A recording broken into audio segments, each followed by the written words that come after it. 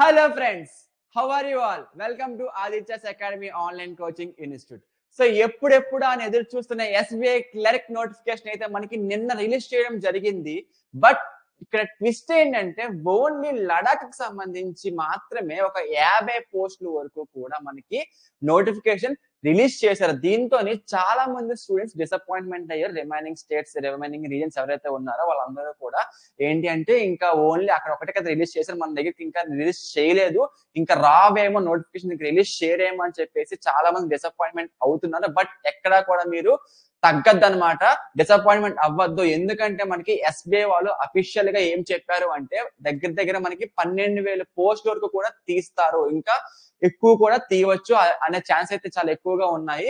So almost మనకి ఏంటి 12,000 post వరకు కూడా తీస్తారు. సో దీన్ని బట్టి మనం చూసుకుంటే మనకి అప్కమింగ్ డేస్ లోని ఖచ్చితంగా ప్రతి ఒక్కరికి కూడా నోటిఫికేషన్ వచ్చే అవకాశాలు ఉంటాయి. ప్రతి స్టేట్ కి కూడా, ప్రతి రీజియన్ కి కూడా నోటిఫికేషన్ వచ్చే అవకాశాలు ఉంటాయి. కాబట్టి ఎవరు కూడా మీ ప్రిపరేషన్ ని ఎక్కడ కూడా స్టాప్ చేయొద్దు.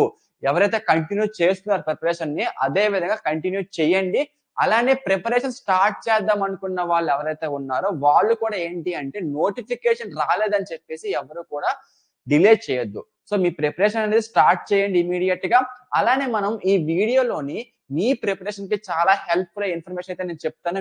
వీడియోని ఎక్కడ కూడా స్కిప్ చేయొద్దు, లాస్ట్ వరకు కూడా వీడియోని చూడండి. నచ్చితే మాత్రం లైక్ చేయండి. అలానే ఇన్ఫర్మేషన్ ఉపయోగపడుతుంది కాబట్టి మీ ఫ్రెండ్స్ కి కూడా షేర్ చేయండి. ఎందుకంటే మనం ప్రీవియస్ 5 years తో కంపేర్ చేసుకుంటే మనం కట్ ఆఫ్ చూస్తాము. అలానే ప్రతి ఒక్క టాపిక్ లో కూడా వెయిటేజ్ ఆఫ్ మార్క్ మనము ఈ వీడియోలోని చూస్తాం. సో దాని వల్ల ఏంటి అంటే మనము దేని మీద, ఏ టాపిక్ మీద ఎక్కువగా ఫోకస్ చేయాలో మనకు ఒక ఐడియా వస్తుంది, క్లారిటీ వస్తుంది. దానివల్ల ఏంటంటే మనం మార్క్స్ కూడా ఎక్కువగా స్కోర్ చేయొచ్చు. ఎందుకంటే మొత్తం మనం కన్ఫ్యూజ్ అయిపోయి అన్ని టాపిక్స్ పట్టుకొని అది రాక ఇది రాక వదిలేస్తూ ఉంటాం చాలా మంది. సో ఇక్కడ ఏంటంటే మనము ఈ కంపారిజన్ వల్ల సో యావరేజ్ మార్క్స్ తీసుకొని ఏ టాపిక్ కి ఎంత యావరేజ్ మార్క్స్ వస్తుందో చూసుకుంటే దాన్ని బట్టి మనం ఎక్కువగా ఆ టాపిక్ మీద ఫోకస్ చేయొచ్చు. ఓకేనా? సో వెంటనే మనం వీడియోలోకి వెళ్ళిపోదాం. అలానే ఎవరు కూడా ప్రిపరేషన్ అనేది స్టాప్ చేయొద్దు. సో ముఖ్యంగా నేను చెప్దాం అనుకున్నది ఇదే పాయింట్ అనమాట. మనకి అప్కమింగ్ డేస్ లో ఖచ్చితంగా నోటిఫికేషన్ అయితే రిలీజ్ చేస్తారు. సో అంతవరకు టైం వేస్ట్ చేసుకోకుండా ఖచ్చితంగా మనం ప్రిపరేషన్ అనేది మొదలు పెడదాం. ఓకే,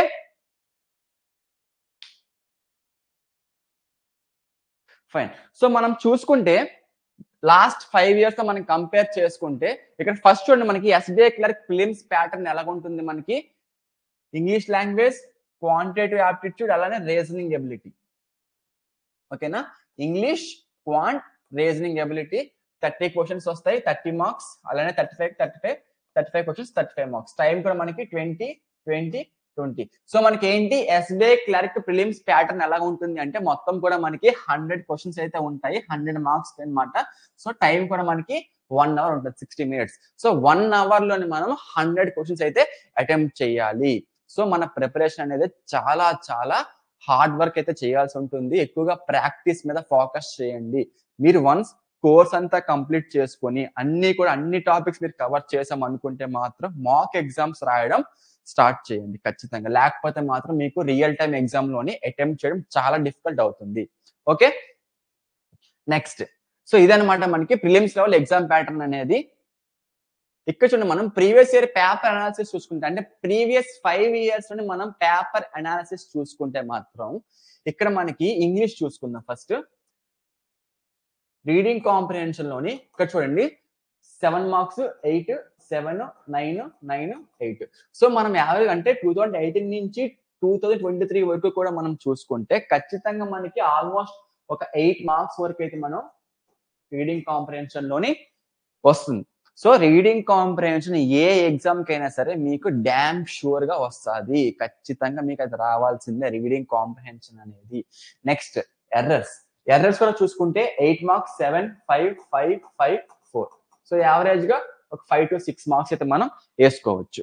సో దీన్ని బట్టి మనకి ఏంటి అంటే ఈ రెండు చూసుకుంటే మనకి ఆల్మోస్ట్ ఇక్కడ మనకి ఏంటి క్లోజ్ టెస్ట్, అలానే పారాజంబుల్స్ చూడండి.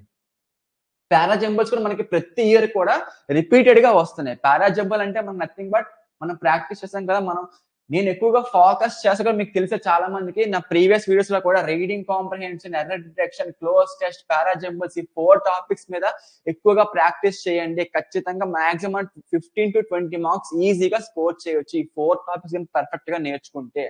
సో నా ప్రీవియస్ క్లాస్ లో కానీ కోర్స్ లో కానీ ప్రతి ఒక్కరు అదే చెప్తున్నాను నేను.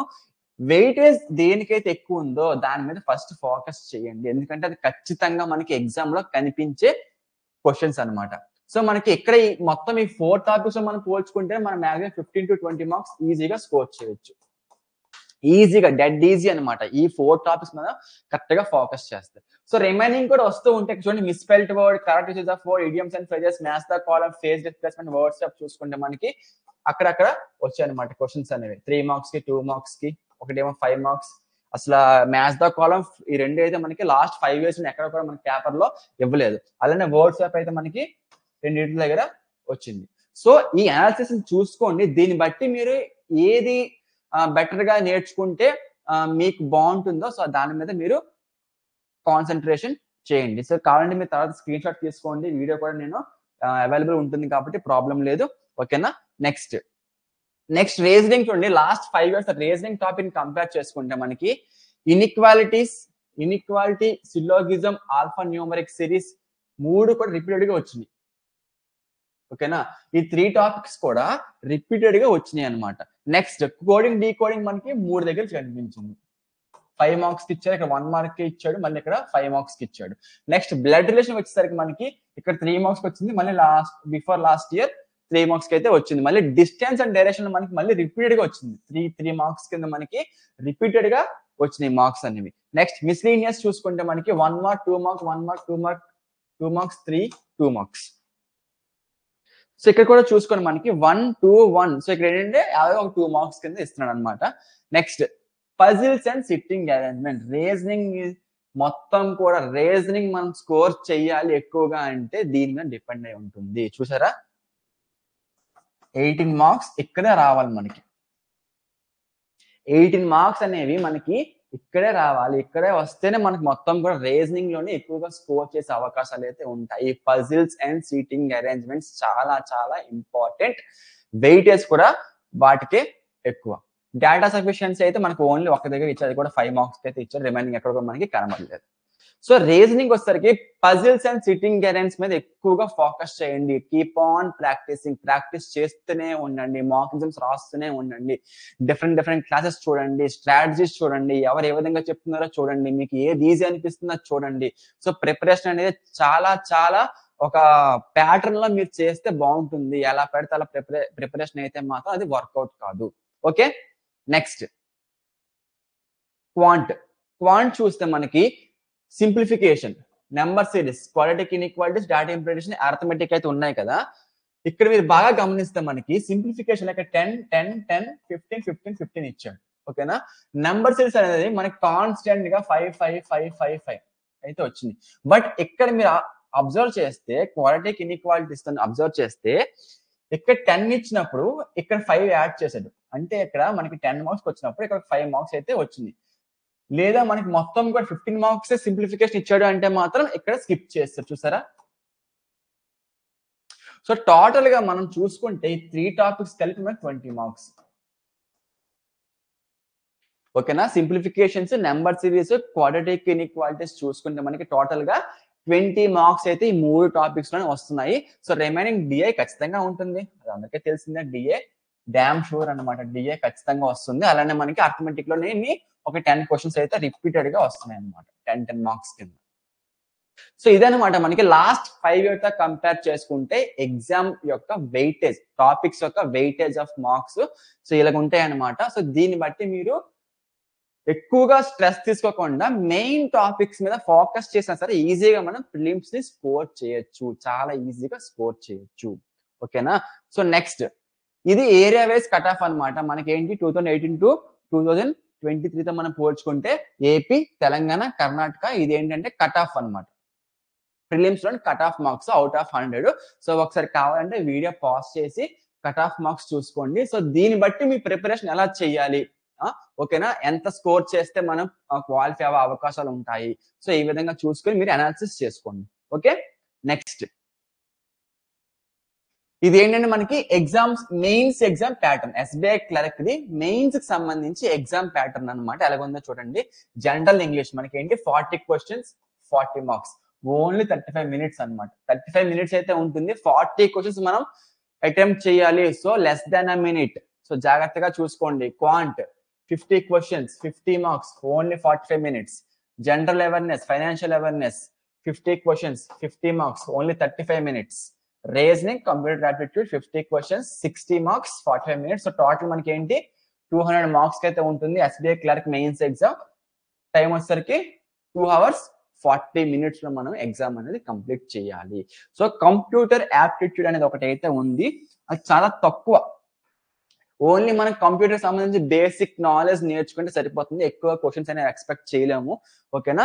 మనకి మెయిన్ కరెంట్ అఫైర్స్ చాలా చాలా ఇంపార్టెంట్. కరెంట్ అఫైర్స్ మీరు రెగ్యులర్ గా చదవండి. మీరు ప్రిపరేషన్ స్టార్ట్ చేస్తున్న రోజు నుంచి కూడా ప్రతిరోజు ఏ రోజు ఆ రోజు మిస్ చేయకుండా చదవండి. ప్రతిరోజు రివిజన్ చేసుకోండి. చాలా ఇంపార్టెంట్. అది మనం స్కోర్ చేస్తేనే, కరెంట్ అఫైర్స్ ఖచ్చితంగా స్కోర్ చేస్తేనే మనము మెయిన్స్ ని క్లియర్ చేయగలం. సో అవి నెగ్లెక్ట్ చేసిన, డిలే చేసిన మాత్రం మీరు చాలా ఇబ్బంది పడతారు.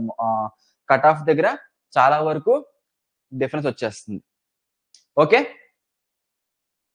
అర్థమైందా? సో ఇదన్నమాట మన స్ట్రాటజీ అనేది. సో మీ అందరికీ తెలిసిందే కదా, మనం ఇక్కడ ఏంటి అంటే బ్యాంకింగ్ కంప్లీట్ కోర్స్ అయితే అవైలబుల్ గా ఉంది మన యాప్ లోని. ఒకసారి ఎవరైనా ఇన్స్టాల్ చేసుకోకపోతే ప్లే స్టోర్ లోకి వెళ్ళి మన ఆదిత్య అకాడమీ యాప్ ఇన్స్టాల్ చేసుకొని స్టోర్ లోకి వెళ్తే ఈ యాప్, ఈ కోర్స్ అనేది మీకు విజిబుల్ గా ఉంటుంది. సో ఎవరికైనా ఇంట్రెస్ట్ ఉందంటే మాత్రం కూపన్ అప్లై చేయండి. కూపన్ అయితే SCL50 అని మీకు అక్కడ ఉంటుంది, స్క్రీన్ మీద కనిపిస్తుంది. ఇది అప్లై చేసి మీరు కోర్స్ పర్చేస్ చేసుకోవచ్చు. 3 months ఉంది, 6 months, 9 months అండ్ 12 months కూడా అవైలబుల్ గా ఉంది. సో మీకు ఏది ఇంట్రెస్ట్ ఉంటే అది చూస్ చేసుకొని మీరు కోర్స్ అయితే పర్చేస్ చేసుకోవచ్చు. ఇది ఏంటంటే మనకి బేసిక్ నుంచి కూడా కవర్ చేసే కోర్స్ అనేది కంప్లీట్ గా ఉంటుందన్నమాట. చాలా బాగుంటుంది. మనకి ప్రిలిమ్స్ నుంచి అడ్వాన్స్డ్ లెవెల్ వరకు కూడా ఈ కోర్స్ ప్రతి టాపిక్ కు కవర్ చేయడం జరిగింది. సో ఎవరికి ఇంట్రెస్ట్ ఉంటే మాత్రం ఖచ్చితంగా ఒకసారి చూడండి. అలానే మీకు ఇండివిజువల్ కోర్స్ కావాలి, నాకు కంప్లీట్ కోర్స్ వద్దు, ఓన్లీ ఇంగ్లీష్ కావాలనుకుంటే ఓన్లీ ఇంగ్లీష్ 3 months కి 99 rupees మాత్రమే. ఒక్కసారి చూడండి. ఫ్రీ క్లాసెస్ కూడా ఉంటాయి మన యాప్ లోని. ఒకసారి అవి చూసి డెమో చూసిన తర్వాత మీకు నచ్చితే టీచింగ్ అనేది దాన్ని మీరు పర్చేస్ చేసుకోవచ్చు. చాలా తక్కువ ప్రైస్ అనమాట. అలానే మనకి క్వాంట్ కూడా ఉంటుంది, క్వాంట్ రీజనింగ్ కూడా ఉందన్నమాట. ఇండివిజువల్ కోర్సెస్ ఒక కంప్లీట్ వద్దు అనుకుంటే మీకు ఇండివిజువల్ గా తీసుకోండి కోర్స్ అనేది. Okay fine. సో ఇక్కడ మీరు ఏం చేయాలంటే ఇప్పుడు ప్రిపరేషన్ పరంగా మనం ఏం చేద్దాము అంటే, సో ప్యాటర్న్ తెలుసుకున్నాము, కట్ ఆఫ్ చూసాము, అలానే మనం వెయిటేజ్ కూడా చూసుకున్నాము టాపిక్ వైజ్ గా. సో ఫస్ట్ మీరు ప్రిపరేషన్ చేయాల్సింది ఏంటి అంటే ఒకసారి ప్రీవియస్ ఇయర్ పేపర్స్ చూడండి.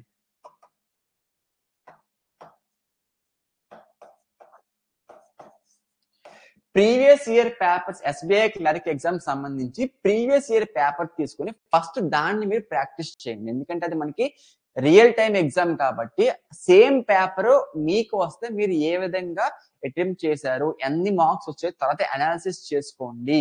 సో ఫస్ట్ ప్రాక్టీస్ చేయండి. Keep on practicing. సో అవి చూసుకున్న తర్వాత నెక్స్ట్ మీరు ఏం చేయాలంటే మీరు ఎక్కడెక్కడ మిస్టేక్స్ చేస్తున్నారో, ఎక్కడెక్కడ ల్యాగ్ అవుతున్నారో అనాలిసిస్ చేసుకోండి. ఏ టాపిక్స్ దగ్గర ఆగిపోతున్నారో అవన్నీ అనాలిసిస్ చేసుకున్న తర్వాత మీరు మీ దగ్గర ఒక కోర్స్ ఉంటే కోర్స్ చూడండి, లేదా యూట్యూబ్ లో క్లాసెస్ చూడండి, లెక్చర్స్ చూడండి. ఓకేనా, వీడియోస్ ఫాలో అవ్వండి.